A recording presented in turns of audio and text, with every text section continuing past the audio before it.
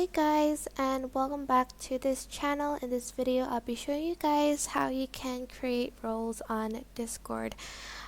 So make sure you have like the authority to create the role, like for instance you own the server. So click up here and then go to edit server profile.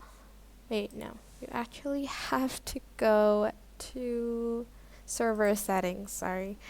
Then you are going to go to roles, and then as you can see, there's a create role button. Here you can create a new role,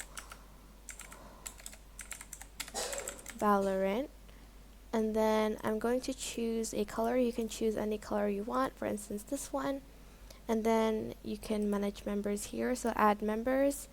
I'm the only one here, so I'm just going to add myself. And then you can also have these like permissions up here. Then once you're done, you can press save changes, or you can edit more here. I'm just going to press save changes now. And as you can see, if I go back, I will have the role and my name will be in that color.